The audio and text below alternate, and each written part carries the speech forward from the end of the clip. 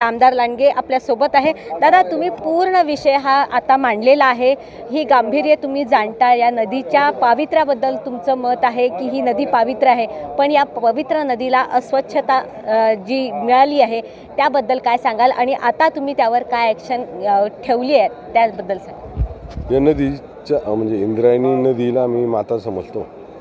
गंगेप्रमाणे आम्हाला पवित्र असलेली इंद्रायणी नदी आहे आणि इथं एक फार मोठा इतिहास आहे।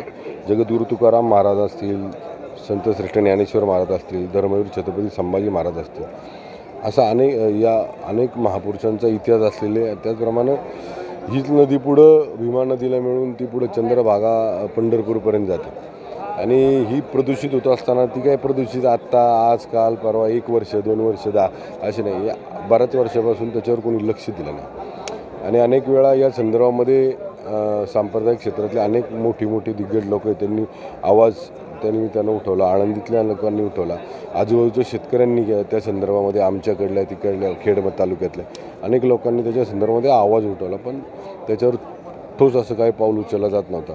पण आत्ता मुख्यमंत्री एकनाथ शिंदे, उपमुख्यमंत्री देवेंद्रजी आणि अजितदादा यांच्या माध्यमातून आम्ही मागच्या 15 दिवसापूर्वी याच्या संदर्भात बैठक घेतली।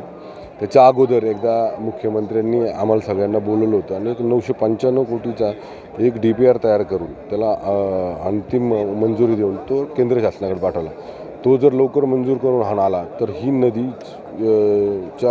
म्हणजे जे प्रदूषित होती ती प्रदूषित होणार नाही, सुशोभित होईल आणि एक चांगलं वातावरण म्हणजे इतिहासाला साजेल अशा पद्धतीची ती इंद्रायणी नदी परत एकदा लोकांसाठी मग पिण्याचे योग्य पाणी होईल। लोक तिथं आल्यानंतर भाविक तीर्थ म्हणून इंद्रायणी नदीचं पाणी घेतात, तर ते तीर्थ म्हणूनच त्याचा उपयोग होईल अशा पद्धतीने आम्हाला वाटलं आणि त्याच्यावर लवकरच कारवाई करण्याचे आदेश त्या संदर्भातले सरकारने दिलेले आहेत। हे होते आपल्यासोबत महेश दादा लांडगे आणि यांनी सांगितल्याप्रमाणे की ज्याप्रमाणे सुदर्शन न्यूज चॅनलने पण हा विषय वारंवार उचलला, सगळ्या वारकऱ्यांनी पण उचलला आणि आज तो सदनाच्या पटलावर पण ठेवण्यात आला। स्नेहल जोशी, सुदर्शन न्यूज, नागपूर, महाराष्ट्र। जय हिंद।